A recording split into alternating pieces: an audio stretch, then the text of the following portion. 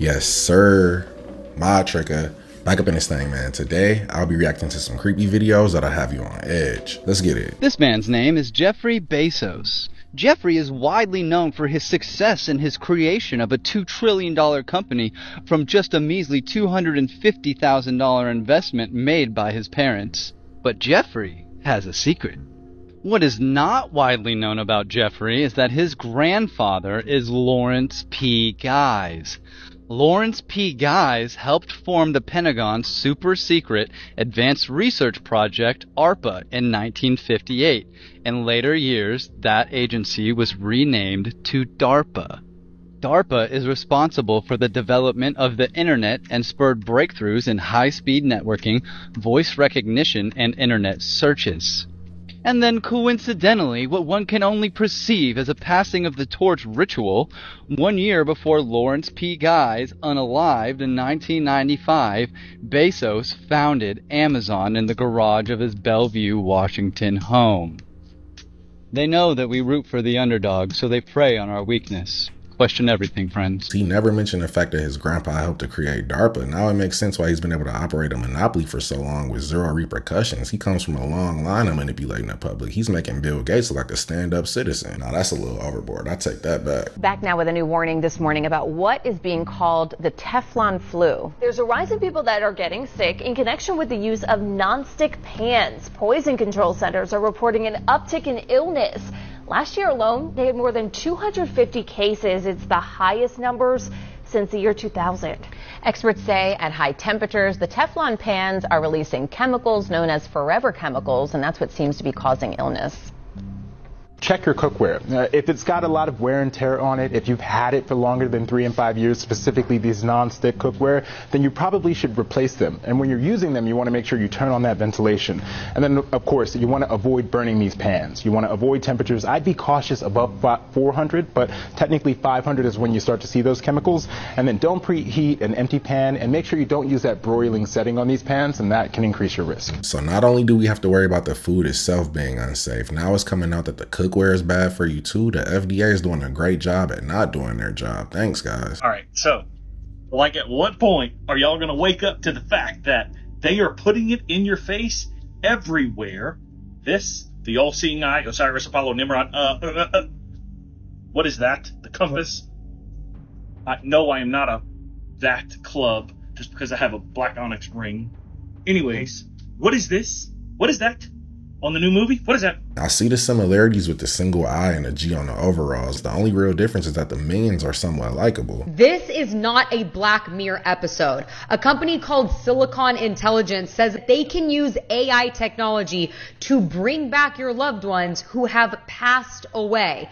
And they say they can do this for only $30, but I'm sure that number is going to change. The way that it works is that the company would gather extensive data on that person, video, voice, learn their interests, their daily activities, and then use that data and AI to create a digital clone of that person so that their family and friends could still interact with their AI avatar. One of the company's tech executives said that there are still challenges when it comes to their resurrection services. For example, you need 10 years of data on that person to create a realistic avatar that will chat just like that person. For example, if you had somebody who was born in 1933 that never had social media, it would be a bit more challenging. You would have to rely on home videos, for example, to do so. But nowadays, it's much more attainable. All you would need is someone who's been active on social media for 10 years, and boom, you have everything you need to create that digital clone and AI avatar. This whole process raises ethics questions like,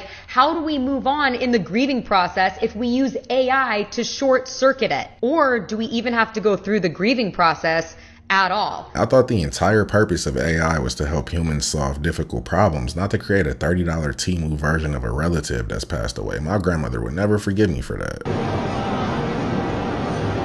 可以，哎，这个可以。刚才这老师说了，就为了去这个探测，放间谍，然后跑出去游完了再游回来，电能放多长时间啊？半个小时，8个小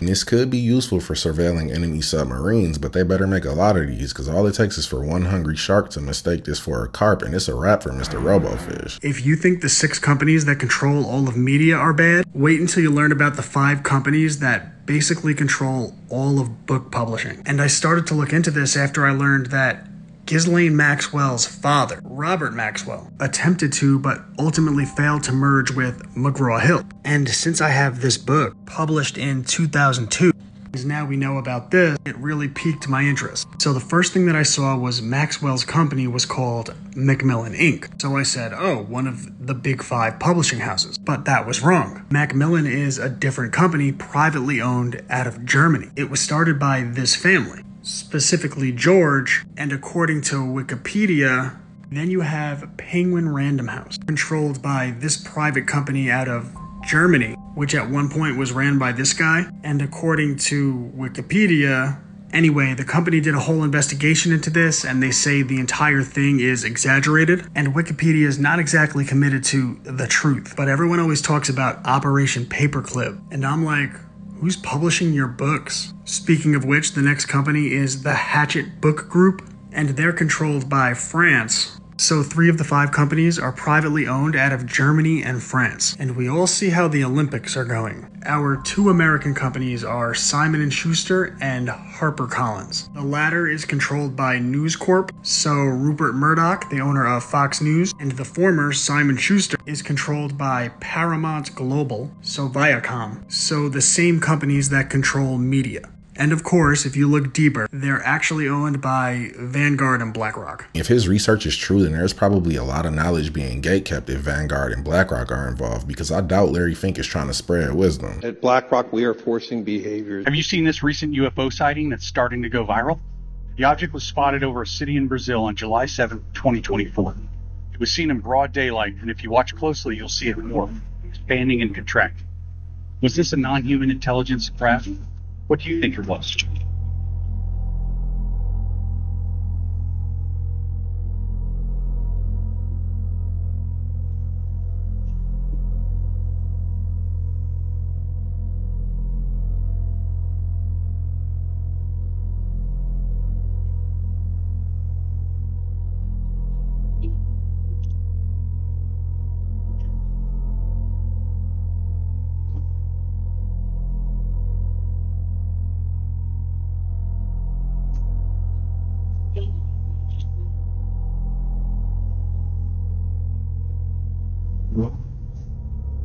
If this sighting is legit, then this might be the clearest UFO video we've ever seen, because every other video looks like it was shot with the same camera they filmed Charlie Chaplin movies with. Since Tesla's, there has been a lot of speculation that Tesla's discoveries are being used or concealed by governments around the world today.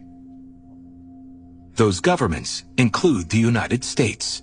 The military has been involved in secret particle beam research for decades.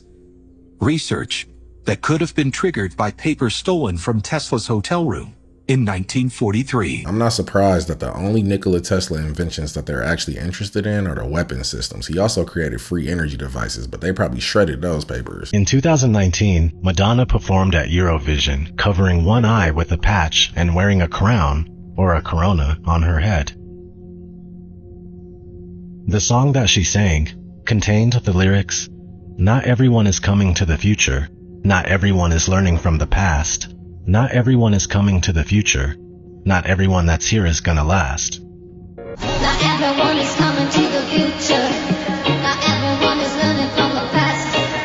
Not everyone is coming to the future.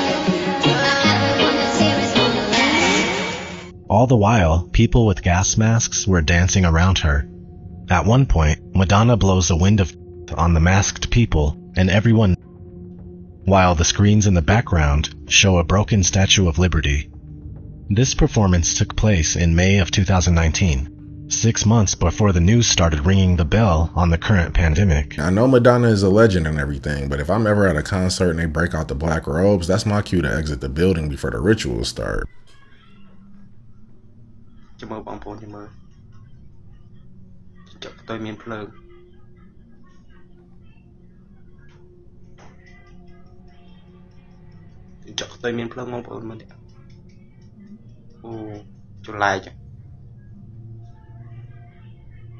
Either this video was edited or he just found a real life Charizard. Is moving forward with a world first carbon tax on agriculture.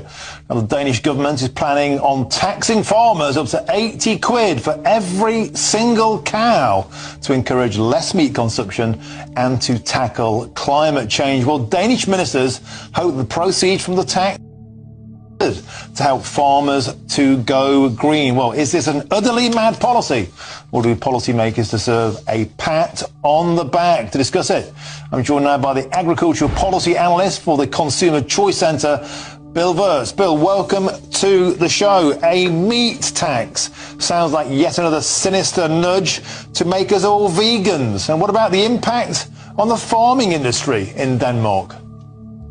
Oh, it's definitely going to be a big one. I mean, the Danish government just did this because they did poorly in the European elections. The Green Party did pretty well, so now they decided to make meat more expensive for everyone. Somebody in the Danish government has been watching way too many Bill Gates videos. Koliko šādi redzu pirmo reizi mūžā. Tie ir kukaiņi. Pilns miljoniem kukaiņi. Tā kā visa zeme ir kā ar sniegu. Sāk slīdēt. Šiem kukaiņiem sāk slīdēt. Ja nemaldos, tās ir viendienītas. Upes ir izlidojušas. Šeit tur vienkārši vāja prāts.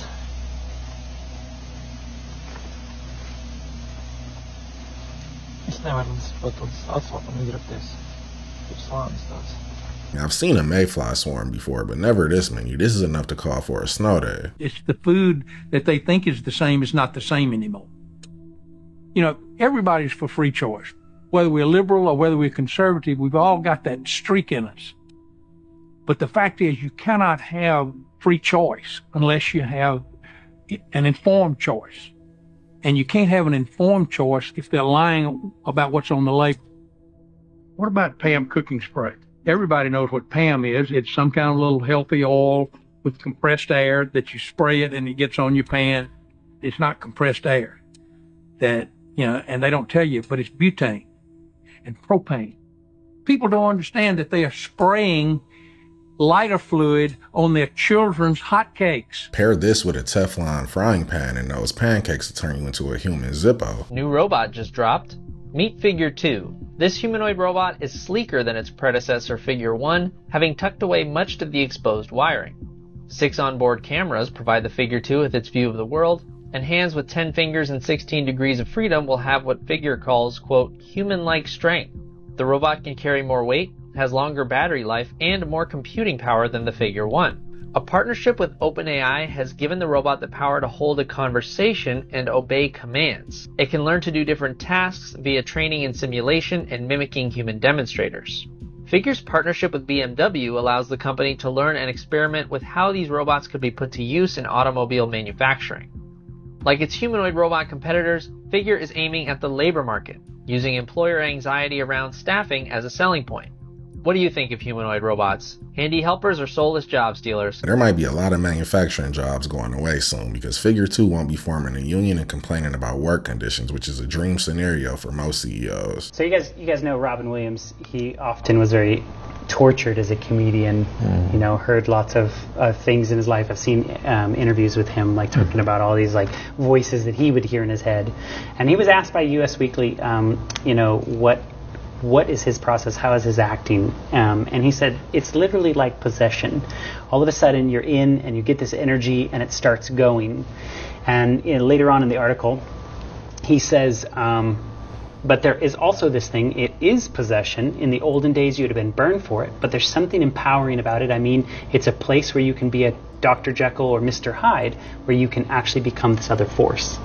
So he was explaining that acting to him was literally like having something come in, take possession over you, and, you know, we celebrate it in our world, whereas in the olden days you'd have been burned. I mean, I know Hollywood actors make a lot of money, but at what cost? I don't want any job that has you fighting demons on a daily like Robin Williams was. So this is currently Sentosa Beach, and it's completely turned into an oil beach. Quite thick.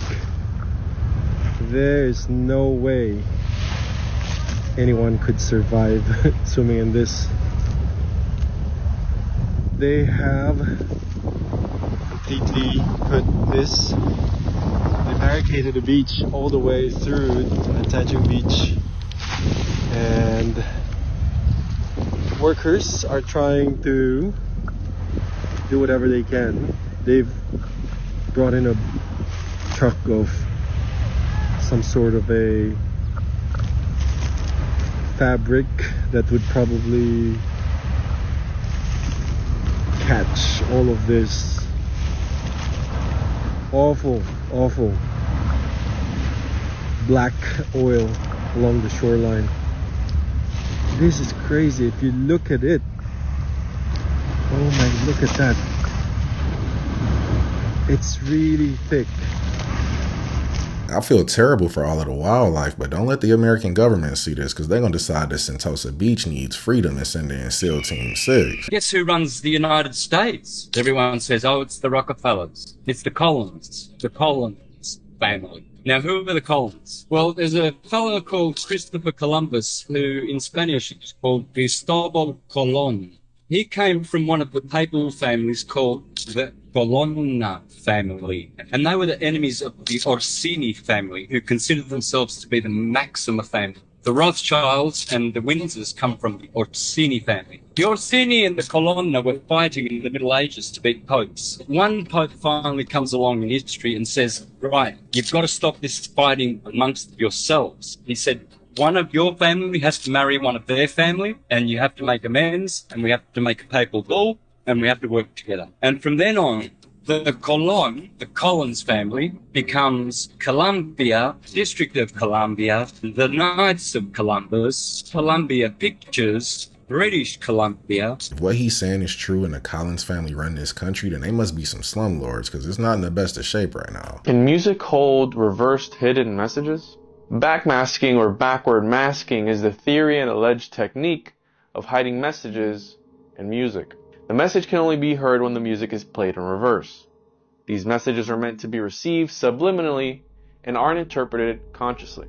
Thomas Edison is often credited for backmasking. He invented the tinfoil phonograph in 1877 and experimented with playing sounds backward. Backmasking became popular when the Beatles used it with their vocals and instruments on their 1966 album, Revolver. Producers said they only incorporated the technique to experiment with the album. Essentially, there weren't any hidden messages until the fans went looking. When they did, they allegedly found cryptic messages in songs like A Day in the Life of on Sgt. Pepper's Lonely Hearts Club Band. The end of the song is a backwards loop that when played in reverse reveals the chant, quote, "Well, f*** you like Superman." It's an interesting visual because Superman was part of Crowley's ideology and was featured on the album's cover. According to him, the new Messiah was going to be a bit of a Superman. In his 1913 book Magic Book 4, he suggests that an adept can, quote, train himself to think backwards by external means, unquote, one of which was to, quote, listen to phonograph records reversed, unquote. Some fans have speculated that Sgt. Pepper's identity is that of Aleister Crowley. I think backmasking is being used a lot more than we actually think, because I've heard examples from Pink Floyd, Led Zeppelin, and even Jay-Z, but now that I know that Sgt. Pepper's was inspired by Aleister Crowley, it makes sense why it sounds so weird. I thought it was just the copious amounts of LSD at first. In the vast and often mysterious world of scientific research, few discoveries capture the imagination as profoundly as the concept of entities that exist outside of our realm. Dr. Daniel Nems, a pioneering scientist and researcher, stands at the forefront of this intriguing field. Nems is renowned for his creation of an innovative energy device known as energy vision, which, according to his claims, can photograph these mysterious entities. Dr. Daniel Nems is a scientist with a background in quantum physics and energy research. Nems devoted his career to exploring the intersections of energy, matter, and dimensions beyond our conventional understanding. He soon became fascinated by theories of parallel dimensions and alternate realities. Oddly enough, despite publishing these findings, there is a scarcity of information available on him, and the majority of his work has been wiped from the internet. As a result, some have suggested that shortly after sharing these discoveries, he vanished. Nems' interest in this research was partly inspired by the pioneering work of theoretical physicists who posited the existence of multiple dimensions beyond the familiar three-dimensional space. Driven by curiosity and a desire to push the boundaries of human knowledge, NEMS began experimenting with novel energy devices aimed at detecting and interacting with these unseen realms. Energy Vision, the groundbreaking device developed by Daniel NEMS, represents the culmination of years of research and experimentation. The device combines principles from quantum mechanics, electromagnetism, and advanced imaging technology to purportedly capture images of entities existing in dimensions parallel to our own. Energy Vision consists of a sophisticated array of sensors and emitters that generate and detect specific frequencies of electromagnetic energy. These frequencies are theorized to resonate with the energy signatures of these beings, making them visible to the device's sensors. The captured data is then processed by advanced algorithms to produce visual images, which are displayed on a high-resolution screen. The device operates by emitting a controlled burst of energy into a defined area and then scanning the area for any anomalies in the energy field. According to NEMS, these mysterious beings interact with these energy fields in ways that are detectable by Energy Vision's sensors. The resulting images reveal shapes and forms that do not correspond to any known physical entities, suggesting the presence of beings from other dimensions. If the device's capabilities are validated, the implications for science and our understanding of the universe would be profound. The ability to photograph these entities would provide tangible evidence for the existence of parallel dimensions, supporting theories that have long been speculative. This breakthrough could revolutionize fields such as physics, cosmology, and even biology. Before he shared these findings, he probably should have just filed for a patent for added protection, but maybe this is what Dicenian glass allows you to see, which is why it's illegal in the United States. Have you ever noticed that goetic sigils used in demonology to summon entities from the other side bear a striking resemblance to electrical diagrams? And is it any coincidence during the golden age of electrical discovery that the entire Victorian upper class was obsessed with seances? It is well-documented mainstream history that scientists like Thomas Edison, Nikola Tesla, and Isaac Newton all had an obsession with the occult. If you look closely, it's much harder to find a scientist, a great scientist that is, that didn't have some connection with occult practices. In Goethe's story of Faust, a scientist reaches the pinnacle of human knowledge. Frustrated with his inability to go further with science, Faust makes a pact with a demon, and he is able to summon this demon using a sigil drawn on the floor.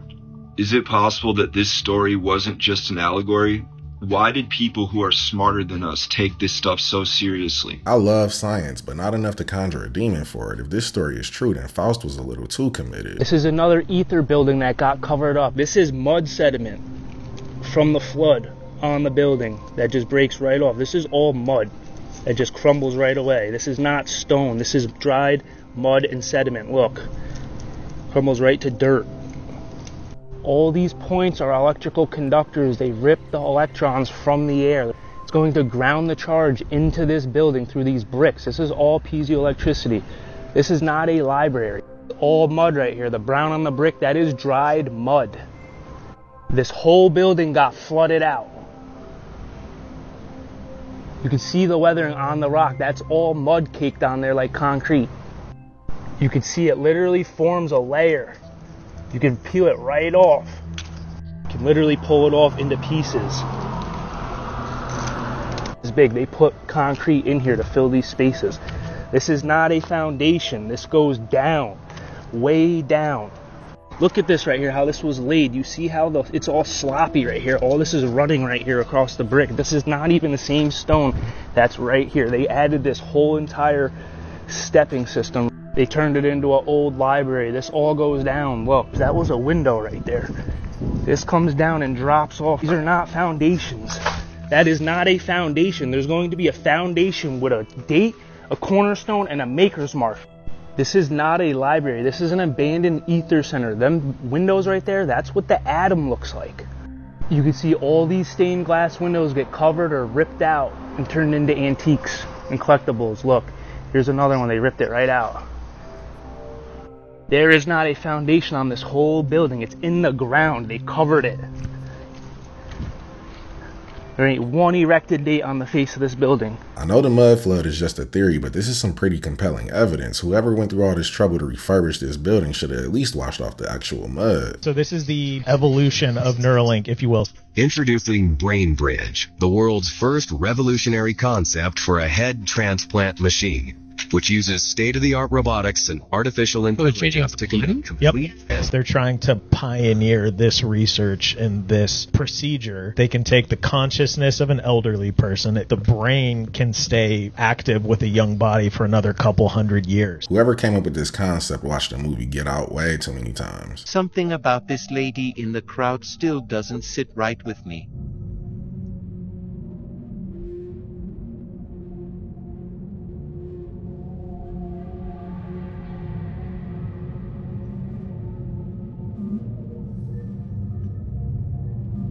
Either she was giving somebody the most vicious eye roll ever, or she's actually possessed by something. It looks like the Exorcist. Somebody is about to have the worst day. Yeah, you should probably move your car now. Go, Joe.